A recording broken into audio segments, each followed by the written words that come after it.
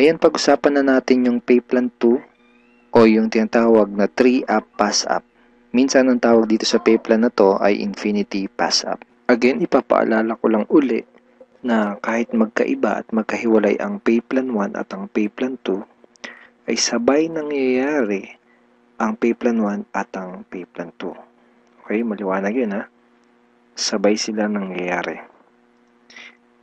In pay plan 2 o yung 3-up pass-up, kikita ka ng $20 sa lahat ng direct referrals mo. Maliban lang sa second, third at seventh referrals mo. Bakit? Dahil ang second, third at seventh direct referrals mo ay maipapasa pataas sa taong direktang nag-refer sa iyo sa SWA. Okay, maipapasa sila doon sa direct sponsor mo. Sa madaling salita, you will earn $20 from your first, fourth, fifth, sixth, and 8th up to infinity. Next, you can earn unlimited $20 every day. Again, wala ding flash out, no flash out, and no maximum income dito sa pay plan 2. Let's say may 8 kang naging direct referrals. Tulad ng sabi ko, sa kanilang lahat ay may commissions ka na tag to $20. Maliban lang sa second, third, at seventh referrals mo. Dahil ang second, third, at seventh referrals mo ay maipapasa sa iyong sponsor. Sponsor mo ang kikita ng tag to $20 dito sa second, third, at seventh mo. Okay? Kaya tinawag na 3-up pass-up. Okay, malamang ito ang iniisip mo ngayon. Teka, ba't ganon? Ikaw yung nagpakahirap at ikaw yung nag-effort, bakit iba yung kumita or nakinabang? Huwag kang mag-alala. Yung pay plan 2 is actually a very powerful compensation plan na malaki ang pwede maging advantage para sa'yo. So, explain ko kung paano yun. Dahil lahat ng direct referrals mo ay gagawin din ng negosyo, lahat sila ay magkakaroon din ng mga referrals. Tama?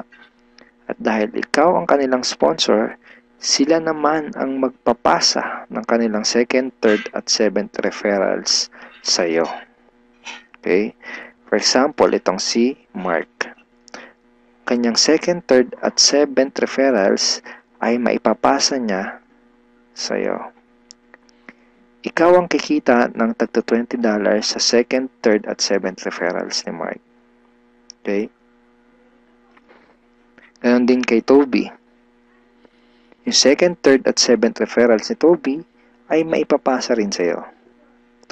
Ikaw din ang kikita ng tagto $20 sa second, third, at seventh referrals ni Toby. So, ganon din ang mangyayari kay Fred, kay Diane, etc. Kikita ka ng tagto $20 sa mga second, third, at seventh referrals ng mga direct referrals mo. Pati itong mga na-pass up sa'yo, kung mapapansin mo parang naging considered as direct referrals mo na rin sila dito sa pay plan 2. So, pati ang mga yan ay magpapasa ng kanilang second, third, at seventh referrals nila sa'yo. Darating yung time na araw-araw ka nang tatanggap ng mga tag to $20 sa email mo. Doon sa mga $20 na commissions mo, ganito yung email na matatanggap mo from SWA. Okay, see the $20? Just imagine kung gaano kaganda ang gising mo kung sa tuwing umaga at pagbangon mo sa kama at pag-check mo sa computer mo para i-check ang email mo ay hindi mga Facebook notifications ang matatanggap mo, kundi puros $20 in commissions tulad ng mga to. Okay? Sarap ng gising, di ba? So, okay, yan yung mga yan. Parang ganyan yung matatanggap mo. Now, let's try to compute the potential income for this pay plan. Sigurado na may excite ka dito sa mga susunod na ipapakita ko sa'yo.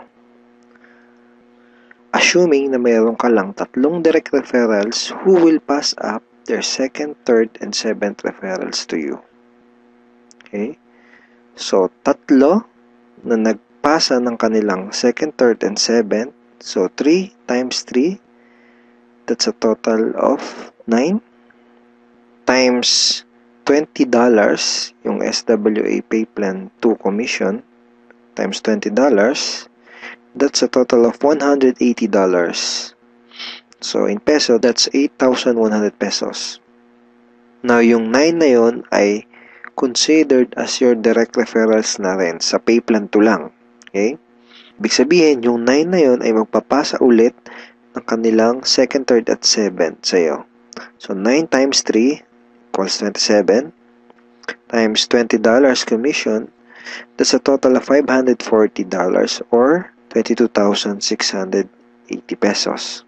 Then, yung 27 na naipass up lang sa'yo ay again considered na rin as your direct referral sa Pay Plan 2, ay again magpapasa ng kanilang 2nd, 3rd, and 7th sa'yo. So, times 3 again equals 81 times $20, that's a total of $1,620.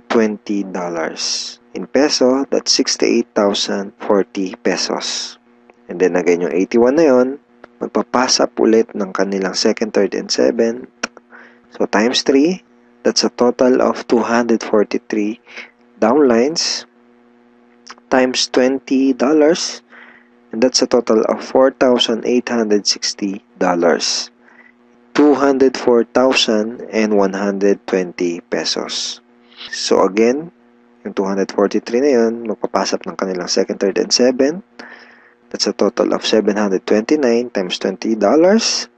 That's $14,580. In peso, that's 612,360 pesos. And then yung 729 na yun, magpapass up ulit ng tagtatatlo, yung kanilang 2nd, 3rd, and 7th. So, times 3, that's a total passed up of 2,187 downlines. So, times $20, that's a total of $43,740. And in peso, that's 1,837,080 pesos. Grand total commissions is $65,520 or 2,751,840 pesos.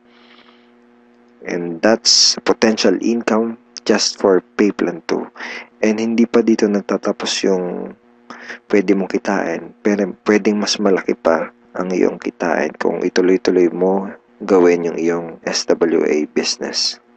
So I hope na-excite ka dito sa pwede mong kitain dito sa opportunity na to. Okay, so FAQs muna tayo. Yung 2nd, 3rd, at 7th referrals ko ba na naipass up ay mawawala sa matrix ko? And the answer is no. Passing up only happens in Pay Plan 2 and not in Pay Plan 1. So, yung mga referrals na naipapass up, sa Pay Plan 2 lang yun nangyayari at hindi sa Pay Plan 1. All your direct referrals will stay in your matrix and they will always follow you.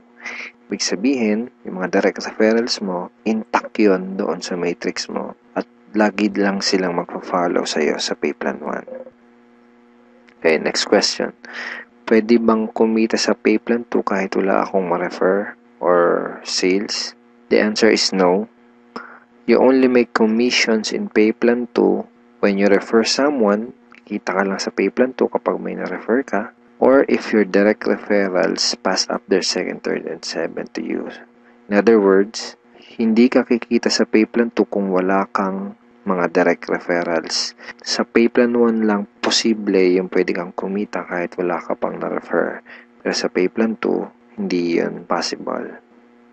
Kung may mga additional questions ka pa, at kung may mga part ka na hindi naintindihan doon sa pay plans ng SWA, pwede mo uling panoorin itong mga video na to para mas maintindihan mo ng maigi yung compensation plan or yung pay plans ng SWA. So ngayon, ang pag-usapan natin ay yung mga benefits mo once na maging part ka na ng aming team, yung Team Unstoppable Internet Entrepreneurs.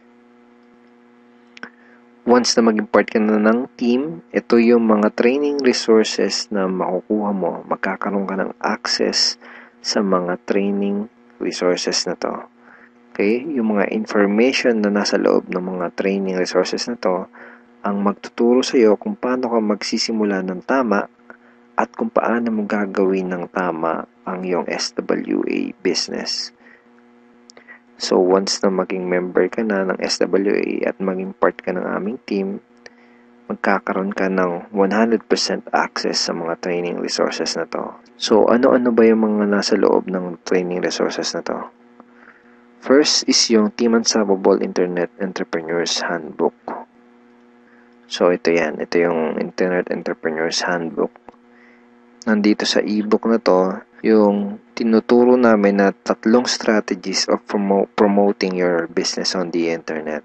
Bakit 3 strategies? Kasi yung isa pang beginner, yung isa pang intermediate at yung isa ay pang advanced.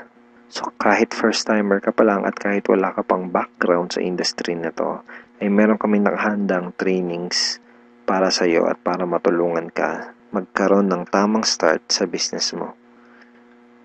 Next is yung how to handle prospect objections. Okay, ito yan. Ito yung loob niyan.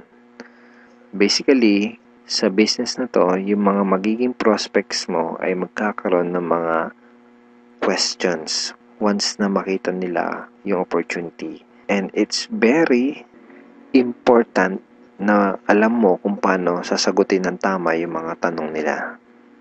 Most networkers ay nagfe-fail dahil hindi nila alam kung paano sasagutin yung mga question ng prospects or yung mga objections ng kanilang prospects. Okay, next is yung Ninja Network Marketing Scripts. How to talk to your leads and prospects on the phone. Okay, ito yun. Basically, these are sets of scripts na magagamit mo kapag kakausapin mo yung mga prospect mo sa phone or sa chat, pwede rin sa chat or one-on-one. Kung ikaw ay call center agent, I'm sure familiar ka sa mga scripts. Next ay itong how to sponsor your circle of influence properly. Okay, ito yun. Okay. So, ituturo din namin sa iyo kung paano mo i-approach ng tama yung mga kaibigan, kakilala at kamag-anak mo. Dito mo matututunan, dito sa ebook na to, mo matututunan kung paano sila i-approach ng tama. Okay? Ayan. May mga sample email din yan na pwede mong isend sa mga kakilala at kaibigan mo. It's a step-by-step training ebook. Okay? Tignan mo step 2. So, isa to sa mga step-by-step na mag-guide sa'yo kung paano mo gagawin yung negosyo mo ng tama kung first time mo pa lang papasok sa ganitong klase ng business. And next ay itong how to create your automatic recruiting system, the 3M system blueprint. Basically, this is a video tutorial paano gumawa ng website na tutulong sa'yo para i-promote ang iyong business. Matututunan mo kung paano ka gagawa ng ganitong klase ng website. Ito yung website na tutulong sa iyo para mas mapadali mong gawin ang iyong SWA business.